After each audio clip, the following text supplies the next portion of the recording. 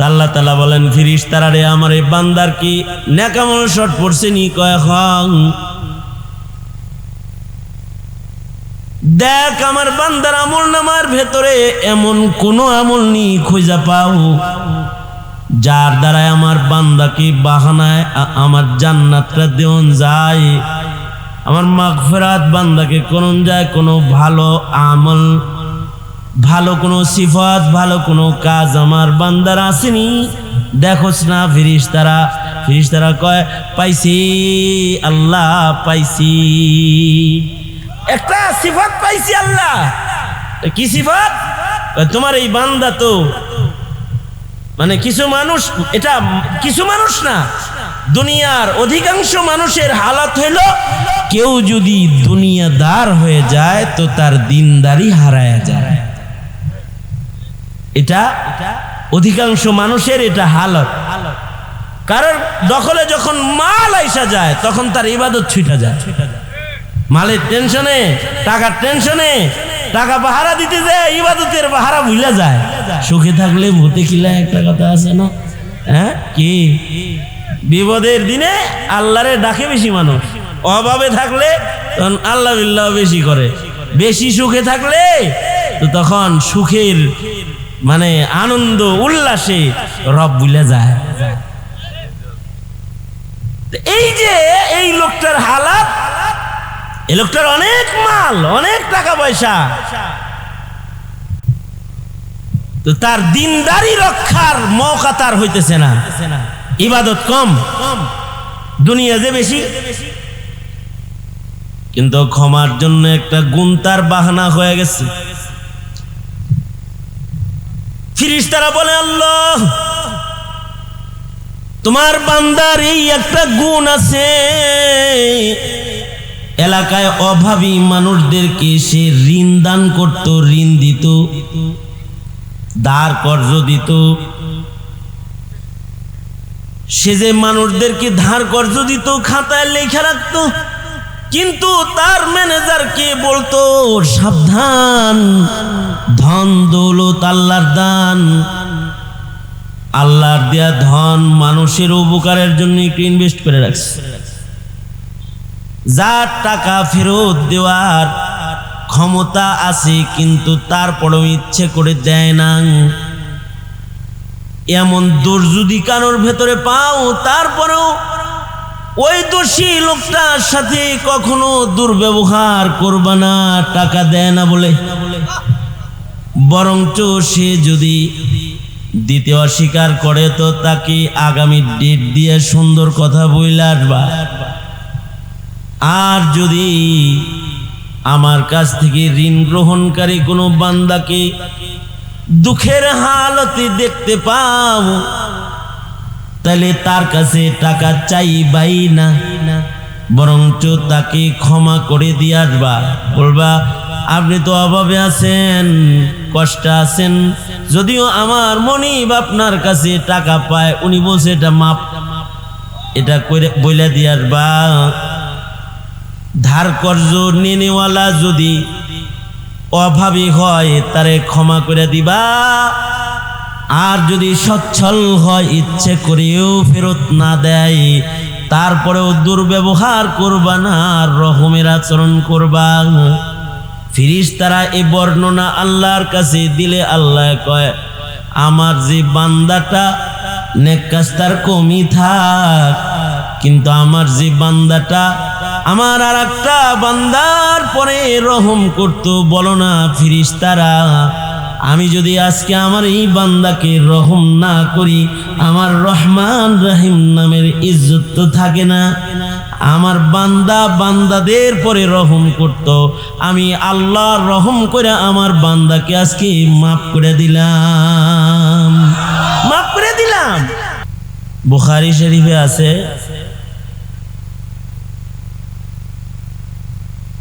এক লোকের ইন্তেকাল হয়ে গেল যার আমল নামায় নেকি শর্ট নেক আমল খুব বেশি নাই নেক আমল না থাকলে ডানপালা যদি ওজন কম হয় নেক আমলের সংখ্যা কম হয় কই যাব হ্যাঁ আপনারা কি আমার কথা শুনতে পান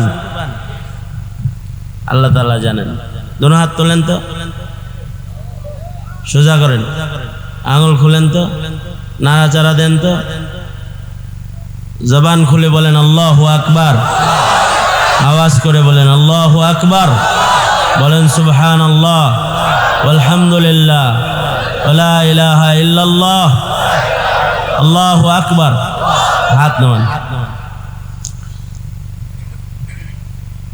নেকির পালা যদি হালকা হয় কই যাবে?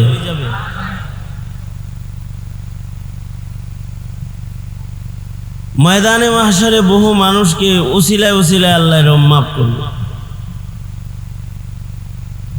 আল্লাহ পাকের শান, আল্লাহ তাআলা তো গফফার, এ ক্ষমা করার জন্য কখনো বাহানা খুঁজবে। বুখারীতে আছে এক লোকের নেকি কম,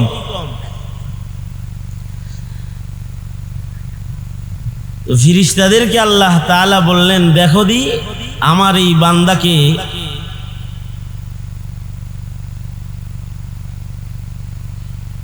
কোন উসিলায় মাফ করে দেন যায় এমন কোন আমল তার আমল নামায় আসেনি। ফেরেশতারা বান্দার নেক আমল পুনরায় ঘাটা শুরু করলো। ফেরেশতারা বলে যে হ্যাঁ, একটা নেক আমল পাওয়া গেছে, একটা ভালো কাজ তার আমল নামায় আছে। কি ভালো কাজ? লোকটা খুব বেশি ইবাদত বন্দেগী করে নাই, কিন্তু তার একটা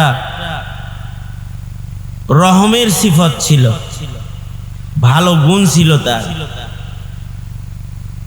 কি গুণ? এই লোকটা তার টাকা থেকে মানুষদেরকে কিছু টাকা আলাদা করে রাখতো কর্জ দেওয়ার জন্য। কর্জ, ধার দেয় না, ধার, কর্জ, কর্জ ধার দেওয়া কাউকে, এটা কিরকম দামি ইবাদত। হাদিসে পাকে আছে ধার কর্জ দিলে সাদাকার চাইতে বেশি সওয়াব কর্জ দেওয়ার ভেতরে আল্লাহ তাআলা দান করে। আপনি একটা জিনিস সাদাকা করে দিলেন, কষ্ট কম, মনের থেকে ফালাই দিছেন এটা, যে এটা তো আল্লাহর রাস্তায় দিয়ে দিছি, কিন্তু কাউরে ধার দিলেন তো এটার লেগে অপেক্ষা করতে করতে দম বাইরে হয়ে যায়। হ্যাঁ, কবে যে দিব, না দিয়ে কি মরে নাকি পাওয়ার আগে আমি মরি, এই যে এক ধরনের টেনশন, বিভিন্ন রকমের তাকলিফাত, কষ্ট বান্দাকে গ্রাস করে। সাদাকা করলে অত কষ্ট হয় না, ধার দিলে যত কষ্ট হয়। ধার কর্জ দিলে যেহেতু কষ্ট হয়, এইদিকে চাইয়া থাকেন, অত ঠেকা লাগে না আপনার করে ওয়াজ শোনানে, ঠিক না? হ্যাঁ, কোন ঠিক? সবই তো ঠিক কইবেন। আমার গতকালকে প্রোগ্রাম ছিল মাগুরায়, মাগুরা থেকে আমি সকাল 10টার আগে উপস্থিত হয়েছি কিশোরগঞ্জ, কিশোরগঞ্জ থেকে আসছি কাপাসিয়া, কাপাসিয়া থেকে আসছি এখানে। কোনো ঘুম আছে আমার? বিশ্রাম নাই, কষ্ট করে আবার এসে এখানে বসেই কথা বলা শুরু করছি। এটা কষ্টের কাজ না? আপনার সামনে বসে এইদিকে এইদিকে এইদিকে এইদিকে চান্দু আপনার রাইতে গেছে কে বাজান মেয়া, আপনার মতো শ্রোতার দরকার আছে? লাগাইছেন, লাগাইলে তো গিয়েছে।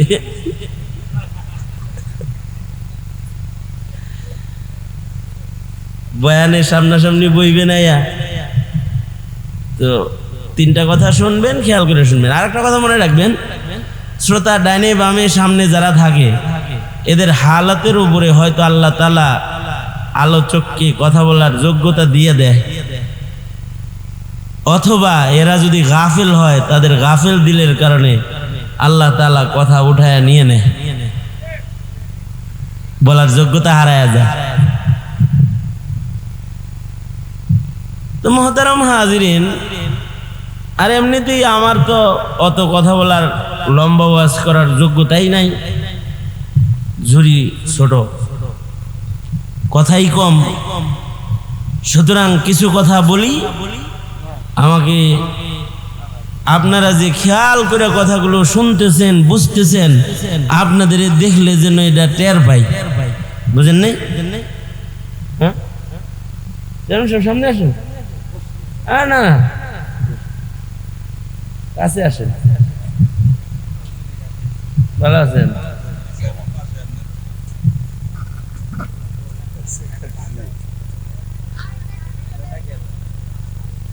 আলহামদুলিল্লাহ বলেন। দেখছেন চেয়ারম্যান সাহেব আইছে আর কারেন্ট চলে আইছে।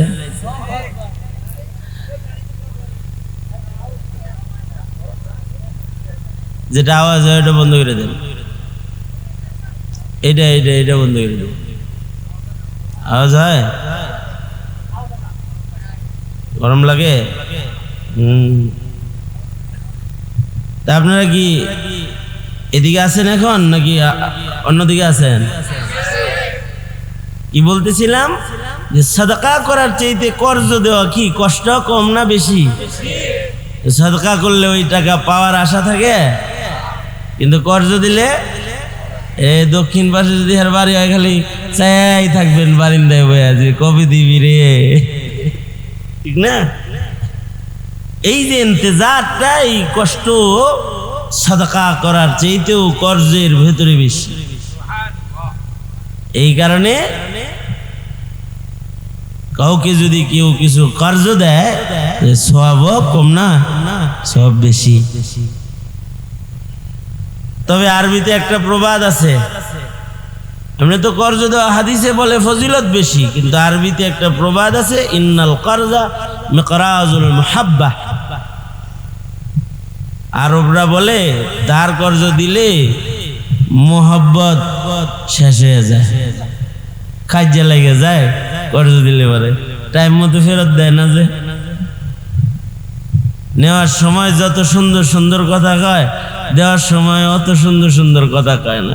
নেওয়ার সময় মনে করে যে ইনকাম করছে, আর দেওয়ার সময় মনে করে যে নিজের কামাই করাটা মনে হয় যেন যে দিয়ে দিতেছি, এরকম একটা ভাব। যে কর্জ নেয় ফেরত দেওয়ার সময় তার ভেতরে মনে হয় যেন পাওয়া যায়, ঠিক না? ওয়াদা খেলাফি না করা, ধার কর্জ নিলে টাইম মতো ফেরত দেওয়া, উত্তম তরিকায় ফেরত দেওয়া, কিছু বাড়ায়া দেওয়া সুন্নাত। কিন্তু চায়া যদি কেউ বেশি নেয় তাহলে সুদ হয়ে যায়।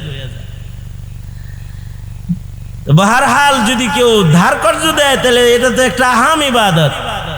এই ইবাদতটা যদি সমাজে চালু থাকে তাহলে সমাজের ভিক্ষাবৃত্তি বন্ধ হয়ে যায়। মুসিবতের সময় একে অপরের পাশে দাঁড়ানোর রহমের সুন্নতের আমল জারি হয়ে যায়, সমাজে শৃঙ্খলা এসে যায়। আর কেউ যদি কারোর বিপদে কাজে লেগে যায় তো তার কাছে সে ঋণী হয়ে যায়। যে সহযোগিতা করে তার কাছে ঋণী হয়ে যায়। ঋণী হয়ে গেলে মোহাব্বত বাইরে যায়। এটা একটা সুন্দর একটা আমল। যেমন মনে করেন আপনার 1 লক্ষ টাকা ইনকাম আছে, তার 50,000 টাকা খরচ আছে, 50,000 টাকা প্রতি মাসে আপনার থাকে, তো মনে মনে এরকম একটা নিয়ত করা 5,000 টাকা কর্জ পারপাস রেখে দিলাম, আল্লাহর কোনো বান্দা যদি ধার চায় দিমু। এরকম যদি কেউ করে এটা অনেক বড় এক দামি ইবাদত। কিছু কিছু মানুষ আছে ধন অনেক আছে, তার ধন দিয়া জাতির কোনো উপকার হয় না, হাত্তা কি বিবি বাচ্চারেও খাওয়ায় না, আছে না? কিছু যাকাতও দেয় না, ভালো বাজার করেও খায় না, নিজেও খায় না, ছেলে মেয়েরাও খাওয়ায় না, এমনকি কাউরে ধার কর্জও দেয় না, খালি জমায় আর জমায়, খালি জমায় আর জমায়। কি হয়? সে মরে যাওয়ার পরে তার টাকা দিয়া মানুষ কাজ্জানারাই করে, তার ছেলেরাই ঝগড়া বিবাদ করে, তার মাল উপকার হয় না। এরকম মানুষকে বখিল বলা হয়েছে। বখিল, বখিল লা ইয়াদখুলুল জান্নাহ, বখিল জান্নাতে যাবে না। একটা মারাত্মক রকমের দোষ, বখলের দোষ। এজন্যে বখল যেন না আসে, আর আমার মাল আপনার মাল যেন পরের উপকারও হয়। এই জন্যে যে সকল ইবাদতের মাধ্যমে মালি ইবাদত করতে হয় তার ভেতরে যাকাত, সাদকা, কর্জও একটা আমল। যাকাত সদকা যেরকম, ফিতরা সদকা এটা যেরকম একটা নেক আমল, কাউকে ধার দেওয়া এটাও একটা, বলেন এটাও একটা নেক আমল। ছোট নেক আমল না বড় নেক আমল? এখন আমরা আমাদের প্রতিবেশীকে ধার দেই না বিদায় সে ধার আনে গ্রামীণ ব্যাংক নামক সুদি আস্তানার থেকে। কি কথা বলেন না কেন? আনতেছে না?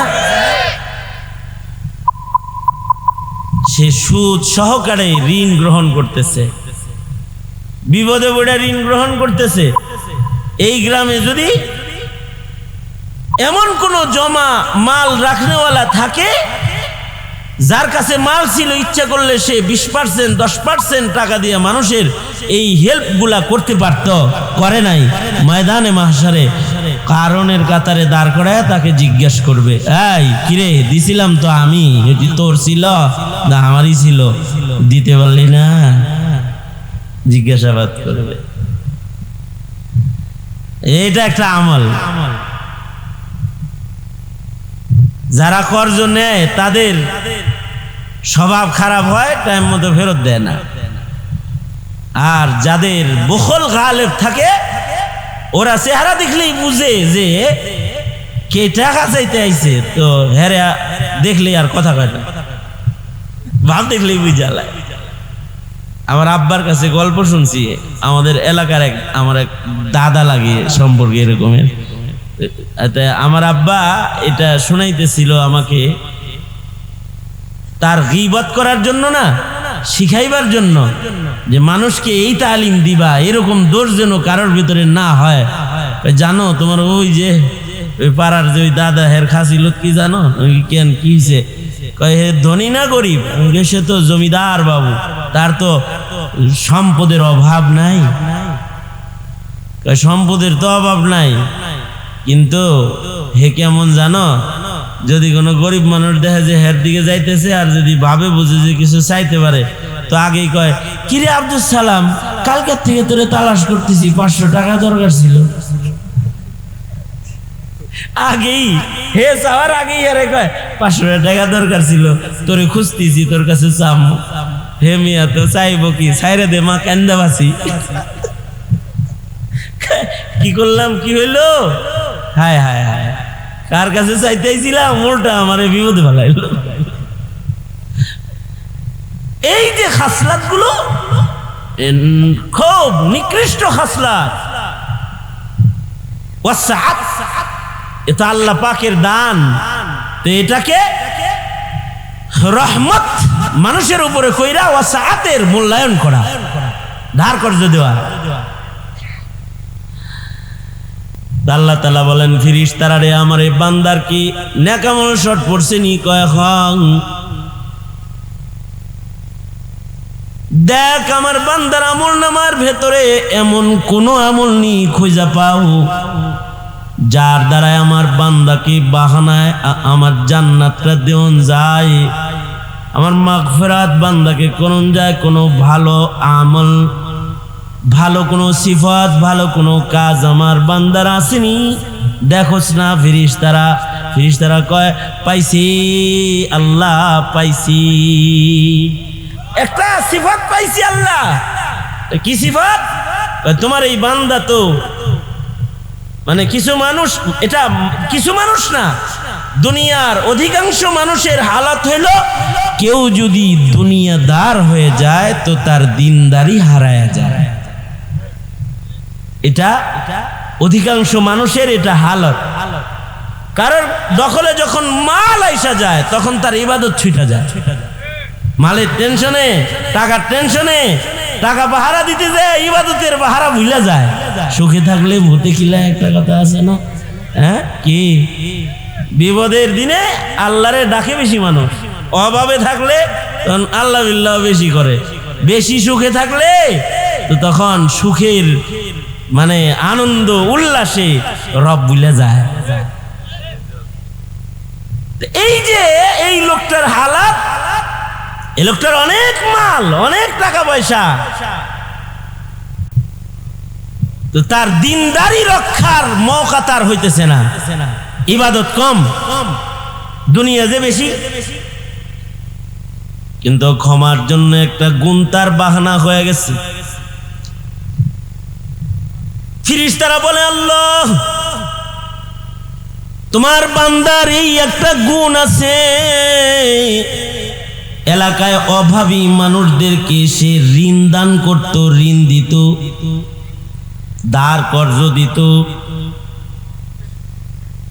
সে যে মানুষদেরকে ধার কর্জ দিত, খাতায় লেখা রাখতো, কিন্তু তার ম্যানেজারকে বলতো, সাবধান, ধন দৌলত আল্লাহর দান, আল্লাহর দেয়া ধন মানুষের উপকারের জন্য একটু ইনভেস্ট করে রাখছে। যার টাকা ফেরত দেওয়ার ক্ষমতা আছে কিন্তু তারপরেও ইচ্ছে করে দেয় না, এমন দোষ যদি কারোর ভেতরে পাও, তারপরেও ওই দোষী লোকটার সাথে কখনো দুর্ব্যবহার করবা না, টাকা দেয় না বলে।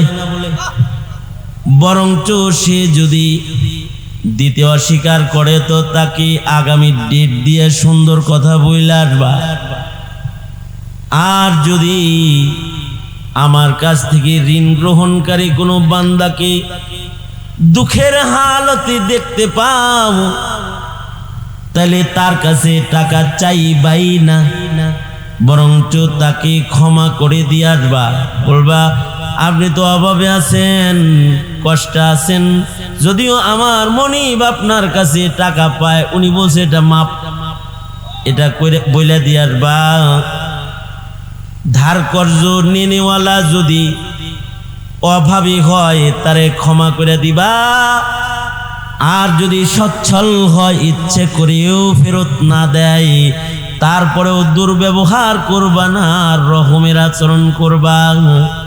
ফেরেশতারা এই বর্ণনা আল্লাহর কাছে দিলে আল্লাহ কয়, আমার যে বান্দাটা নেক কাজ তার কমই থাক, কিন্তু আমার যে বান্দাটা আমার আর একটা বান্দার পরে রহম করতো, বলো না ফেরেশতারা, আমি যদি আজকে আমার এই বান্দাকে রহম না করি, আমার রহমান রহিম নামের ইজ্জত তো থাকে না।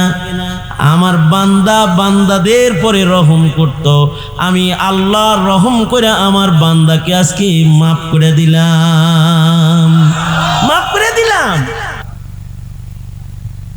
বান্দার ছোটখাটো কিছু সিফত অনেক সময় এত মাহমুদ হয়ে যায়, প্রশংসিত হয়ে যায়, যে ওর বদৌলতে আল্লাহ তাআলা বান্দার পিছনের গুনাহ মাফ করে দেয়। নেক আমল কম হলেও আল্লাহ তাআলা বান্দাকে জান্নাত দিয়ে দেয়, মাগফিরাত দিয়ে দেয়।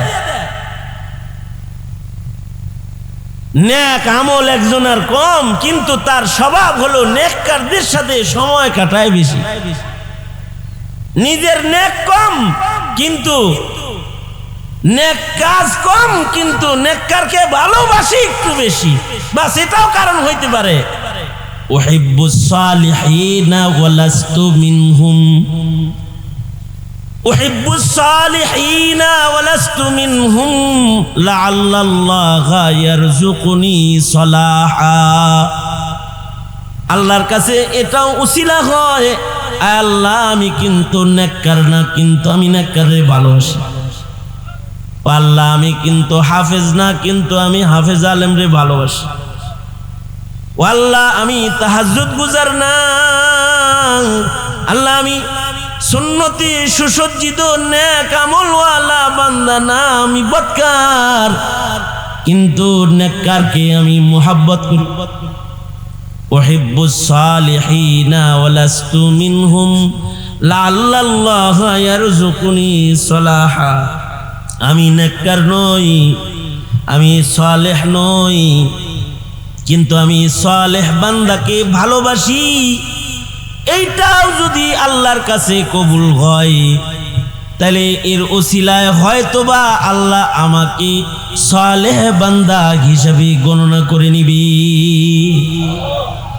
এ কারণে হায়াতের হার হার সেকেন্ডে, হার হার মুহূর্তে যেই নেক কাজটাই সামনে আয়া পড়ব, এইটাকে হাকির মনে না করা, ছোট মনে না করা, এই আশা দিলে রাখা যে আমার মাওলা ইচ্ছা করলে তো এই ছোট্ট একটা নেক আমল উসিলায় আমারে মাফ করতে পারে। এ ওয়াজে বসছেন, এইটাও উসিলা হয়ে যেতে পারে। হাদিসে তো আছেই, আল্লাহ সাক্ষী রাইখা বলতেছে ওরে মাফ করে দিছি আমি, তোরা সাক্ষী থাক। হাদিসে আছে। নেক আমলকে সব সময় গনিমত মনে করব ইনশাআল্লাহ। বলেন, আওয়াজ করে বলেন, আরো জোরে করে বলেন। তিন কথার এক কথা শেষ, দ্বিতীয়টা শুরু। এই পৃথিবীতে কিছু বাদশা ছিল, সারা দুনিয়ার বাদশাহী করছে। তার ভেতরে অন্যতম একজন হলেন হযরত সুলাইমান আলাইহিস সালাতু ওয়াস সালাম। সুলাইমান আলাইহিস সালাতু ওয়াস সালাম শুধু মানুষের বাদশা ছিলেন না, তিনি ইনস ও জিনের বাদশা ছিলেন, জিন্নাতদেরও বাদশা ছিলেন। সুলাইমান আলাইহিস সালাতু ওয়াস সালামের মুজিজাগুলো ছিল আজব আজব, আশ্চর্য আশ্চর্য মুজিজা। তার ভেতরে একটা মুজিজা এটাও যে সুলাইমান আলাইহিস সালাতু ওয়াস সালাম পশু পাখির ভাষাও বুঝতেন।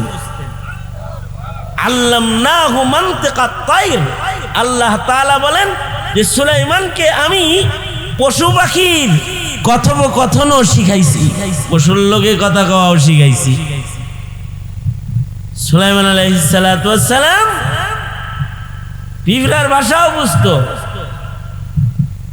এই কারণেই তো পয়গম্বর সুলাইমান আলাইহিস সালাতু ওয়াস সালাম যাইতেছেন, পিঁপড়া একটা কয়, এই পিঁপড়ার দল তাড়াতাড়ি বাঁচতে যা, উদখুলু মাসাকিনাকুম, নিজেদের ঘরে ঢুকে যা সব। দেখোস না সুলাইমান আইতেছে, পায়ের বাড়িতে সব মইরা যামু, ভিতরে ঢুক তাড়াতাড়ি সব। এটা যে পিপিলিকায় বলতেছে, পয়গম্বর সুলাইমান শুনতেছে, হাসতেছে। সুলাইমান আলাইহিস সালাতু ওয়াস সালাম এই পিঁপড়ার জন্য তাফসীরে আছে দোয়া করছিল, দোয়া করছে, আল্লাহ এই পিঁপড়ার আওয়াজ কমায় দাও। এই দোয়াটাও করছেন, কারণ পিপিলিকারও আওয়াজ বেশি ছিল। বাজারের ভিতরে কিছু পোকা থাকে, আপনাদের এলাকায় এটা কি কয়? জিজি পোকা। জিজি পোকা তো এত বড় বড় হয়, তাই না? হ্যাঁ, কতটুকু হয়?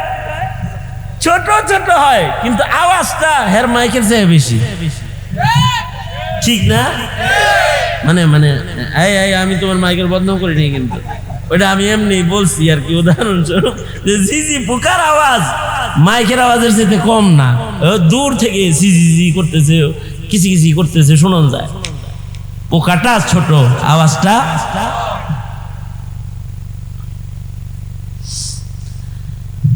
ওই রকম। পিঁপড়াও মাখলুক তো ছোট, পিঁপড়া এক একটা তো 1 কেজি ওজন হইবই, নাকি বলেন? হ্যাঁ, এক একটা পিপিলিকার ওজন আর কত, কিন্তু এই ছোট্ট প্রাণী, কিন্তু ওদের আওয়াজ ছিল বিকট, জোরে আওয়াজ দিত। কতগুলো মানুষ বাজারে এক জায়গায় হইলে যে কিলবিল হয় আওয়াজের কারণে, দূর থেকে গুম গুম গুম আওয়াজ শোনা যায়। বাজারের ভিতরে সব কথা কয়, এই সবার কথায় কথায় বাজার গুম করে।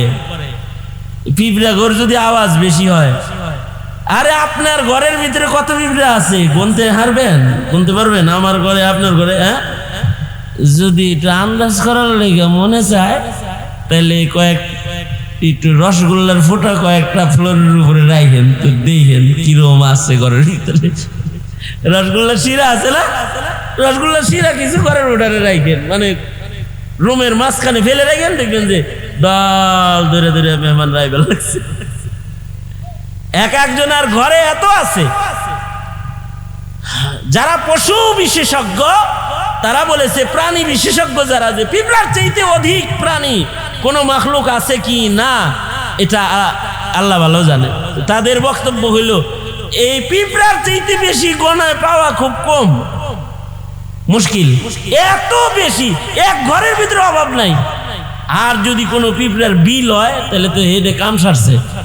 পিঁপড়ার বিল বুঝছেন, মানে বড় জায়গায় যদি পিপিলিকার বসবাসের বাড়ি হয় তাহলে তো কাম হয়েছে। 70,000 বের হয়ে যায়, আবার 70,000 মসজিদে ঢুকে যায়।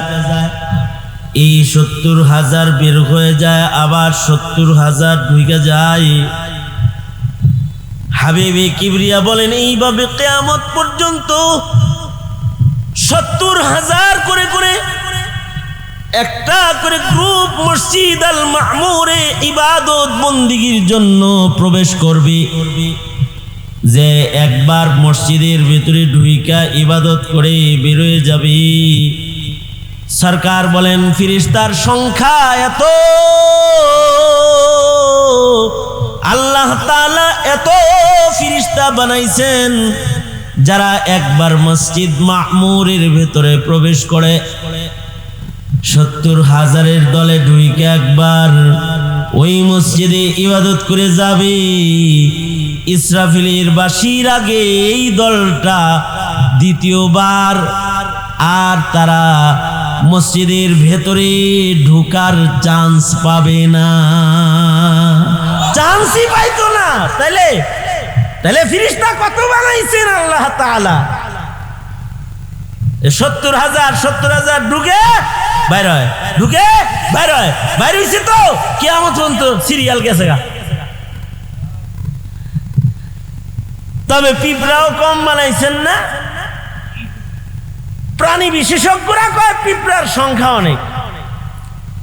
যেটা ঘরের ভিতরে সবচেয়ে বেশি থাকে, আপনার ঘরে আমার ঘরে সিপা সাবায় গড়তেই কোনো জায়গায়। আচ্ছা এইটার যদি আওয়াজ বেশি হয় তাই কি ঘরে ঘুমানোর কোনো কায়দা আছে? এই পিঁপড়ার আওয়াজ তো ছিল বড়। নবী সুলাইমান পিপিলিকাদের কথার আওয়াজও শুনছেন। কথা কইতেছে এত জোরে কথা কয় যে শোনা যায়। কইতেছে ডুক ডুক ডুক ডুক ডুক, আইলো পায়ের বাড়ি খায় মরে যাবো। সুলাইমান আলাইহিস সালাতু ওয়াস সালাম এই পিপিলিকাদের জন্য দোয়া করলেন, আল্লাহ এগুলো বানাইছো সংখ্যায় বেশি, আওয়াজও দিছো জেনজি পোকার মতো বড়, এ জ্বালায় ঘরে থাউন যায় না, আওয়াজটারে ছোট বানাইয়া দাও। দোয়া করছে, গেছে শেষে। নবীর দোয়া না, আওয়াজ হয় না। আপনার আমার এখান দিয়ে ঘুরে আওয়াজ হয় না, পায়ের আওয়াজও নাই, শ্বাসের আওয়াজও নাই, কোনো আওয়াজও নাই, ঘুরবো এই দিক দিয়া টের পাইতাম না। তবে বাহারহাল এই পিঁপড়ার লগেও সুলাইমান নবী কথা বলতেন। এটা পয়গম্বর সুলাইমানের মুজিজা। নবী সুলাইমানের এটিও একটি মুজিজা যে তিনি পাখির লগে কথা বলতেন, পাখির কথা বুঝতেন। সুলাইমান আলাইহিস সালাতু ওয়াস সালাম একদিন গাছতলা দিয়ে হেঁটে যাইতেছেন, গাছের তলা দিয়ে যাইতেছেন হাইটা। তো হযরত পয়গম্বর সুলাইমান শুনতেছেন দুইটা চড়ুই পাশাপাশি বসছে। একটা চড়ুই হলো পুরুষ আর একটা চড়ুই হলো মহিলা। পুরুষ চড়ুইটা মহিলারে কয় I love you, I love, মানে আমি আমার ভাষায় কইতেছি। পুরুষ চড়ুইটা মহিলা চড়ুইটাকে কয় আমি তোকে ভালোবাসি, আমি তোকে ভালোবাসি, তুই আমার জানের জান, তুই আমার অন্তর, তুই আমার পরাণ, তুই আমার কলজার কলজা, সিনা সিনা, যত লোভ আছে সব দেখাইতেছে আর কি। তোরে আমি বিয়া করবো, এমন বাড়ি বানাই দিব, তাজমহল বানাই দিব, তাজমহল। বেটা ঘর খাসিলতা আছে, এটা বিয়া করার আগ দিয়ে ঘটক রে দিয়া ফাও কথা বলা। ভাই জানো জানো এই বংশটা মেয়ে ভক্ত, এই বংশটা খুব ভালো, এরা বউরে খালি আদর আদর করে, আর খাদায় খাদায় সম্পদ লেখা দেয়, এরম ফাও আলাপ করে, পরে যায় দেখে যে বাতের মার খাওয়ায়। এই বিয়া শাদীর ভিতরে এই ফাও কথা হয়। এই কারণেই নবীজি বিবাহের খুতবার ভেতরে যে সকল আয়াতগুলো পড়তে সুন্নত শিখায়া গেছেন, তার থেকে একটা আয়াত আমি পড়ছি আজকে। ফাও কথা ছাড়ো, শক্ত কথা ছাড়ো, কিদা কিদা ছাড়ো, সুজা সুজা বলো, সত্য সত্য বলো, মিথ্যাচার ছাড়ো, বাঁকা তেরা কথা ছাড়ো, কথা ভালো বানাও যদি আল্লাহর ভয়ে ভীত হও। বিয়ের খুতবার ভিতরে 3 আয়াত পড়া সুন্নাত। একটা হলো সূরা নিসার ওই আয়াত, ইয়া আইয়ুহান নাসু তাকু রাব্বাকুমুল্লাযী খালাকাকুম মিন নাফসিন ওয়াহিদা ওয়া বাসসা মিনহুমা রিজালান কাসীরান ওয়া নিসা। আর একটা আয়াত হলো ইয়া আইয়ুহাল্লাযীনা আমানুত্তাকুল্লাহ, ইয়া আইয়ুহাল্লাযীনা আমানুত্তাকুল্লাহা হাক্কা তুকাতিহি ওয়া লা তামুতুন্না ইল্লা ওয়া আনতুম মুসলিমুন। আর একটা আয়াত হলো ইয়া আইয়ুহান নাসুত্তাকু, ইয়া আইয়ুহান নাসুত্তাকুল্লাহ, ইয়া আইয়ুহাল্লাযীনা আমানুত্তাকুল্লাহ, ইয়া আইয়ুহাল্লাযীনা আমানুত্তাকুল্লাহা ওয়া কুলু কাওলান সাদীদা يصلح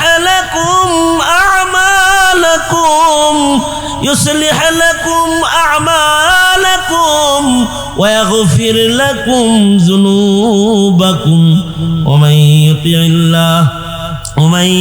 الله ورسوله فقد فاز ومن يطع الله ورسوله فقد فاز فوزا عظيما।